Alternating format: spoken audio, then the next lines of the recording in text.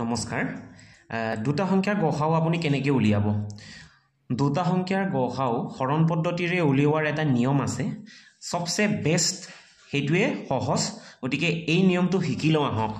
হেতু আমি কেনেকৈ কৰিব লাগে যেতিয়া দুটা সংখ্যা দিয়া থাকে তেতিয়া সংখ্যা দুটাৰ কোনটো সৰু আৰু কোনটো ডাঙৰ হেতু প্ৰথমে চাই ল'ব লাগে ডাঙৰ সংখ্যাটো সৰু সংখ্যাটোৰে হৰণ কৰি ল'ব লাগে হৰণ কৰোতে যেটো ভাগশেষ থাকিব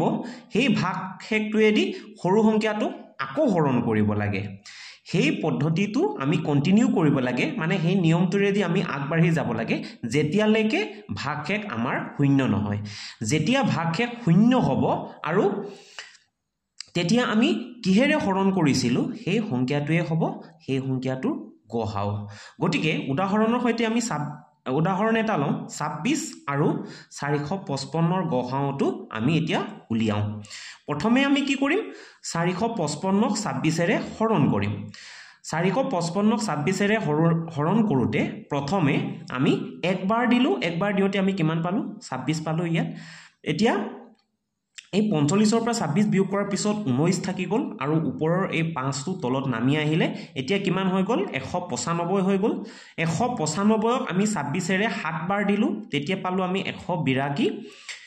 এতিয়া 195 ৰ পৰা 182 বিয়োগ কৰোতে আমি কিমান পালো 13 পালো এতিয়া এই 13 টোৱেদি আকৌ এইটো হৰণ কৰিম এই 26ক হৰণ কৰিমগে 26ক হৰণ কৰোতে আমি কেইবাৰ পালো দুইবাৰ পালো তেতিয়া আমাৰ ভাগশেষ শূন্য হৈ গল আৰু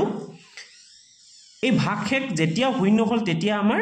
ভাজক অৰ্থাৎ কিহেৰে হৰণ কৰিছিলো 13 ৰে হৰণ কৰিছিলো গতিকে এই সংখ্যা 26 আৰু 455 ৰ গসাউটো কোনটো হ'ব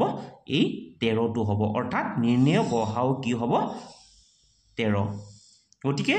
এনেকৈ আমি উলিয়াব পাৰো তিনটা সংখ্যাৰ ক্ষেত্ৰতো আমি এনেদৰে উলিয়াব পাৰো প্ৰথমে দুটা সংখ্যা কেনেকৈ উলিয়াই লব এতিয়া আমি এই দুটা সংখ্যাৰ গসাউ 13 পালো এতিয়া নেক্সট আৰু এটা সংখ্যা যদি দিয়া হেতেন সেই সংখ্যাটো আৰু এই সংখ্যাটোৰ গসাউটোৰ মাজত আকৌ গসাউ উলিয়াব লাগিব আমি এনেকৈ তিনটা চাৰিটা যিমানে দিয়া নাথাকক লাগে আমি সহজে উলিয়াব পাৰো